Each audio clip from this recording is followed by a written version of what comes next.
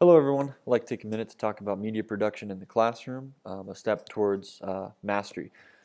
The classroom hasn't changed too terrible much in its design in the course of American education. Students sit in rows. They are passive recipients of information from a teacher who is distributing information to these students.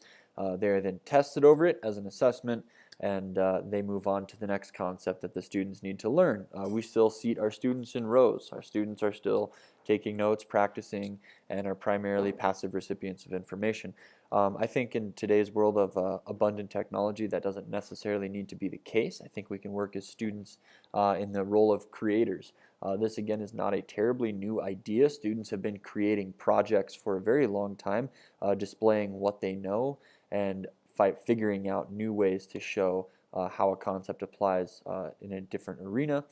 With the advent of camcorders, students are able to make their own movies in class, which they could certainly do a play or a movie about maybe literature or a book or some concept that they had learned, and in the process of making that movie they're collaborating and explaining it, and that's very cool, but it takes a lot of class time and it takes a lot of technology to edit videos that were shot in this manner. Now in today's classroom it looks very different. Students have handheld devices like smartphones that can download thousands of different apps that can capture video, edit video, and they have access to a ton of information, not all of which is very educational or beneficial. And they spend the vast majority of their day on these small devices, sometimes communicating to the person right next to them. So whether you like it or not, it is built into our education system now. It's built into our culture, and so we must just as well learn to work with it. This is iMovie. It's one device or one app that can be downloaded onto this device. It allows students to capture video, edit video, and play it back. They can add all sorts of really cool effects and sound effects, slow motion clips, titles, credits, things of that nature.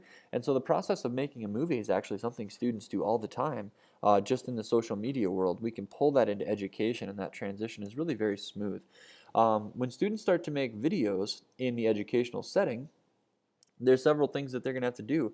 Number one, they're going to have to understand what they're making the video about. If you make students make a video about a concept, they're no longer these passive recipients who just sit in the desks and stare at you blankly. Instead, they're the kids who are describing what is happening. And so in order to teach something, you must understand it. Students are also going to learn how to articulate their thoughts, articulate their ideas, how to talk about the steps of a certain process that they're trying to explain.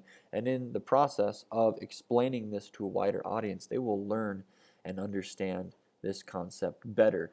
Movie making also requires collaboration.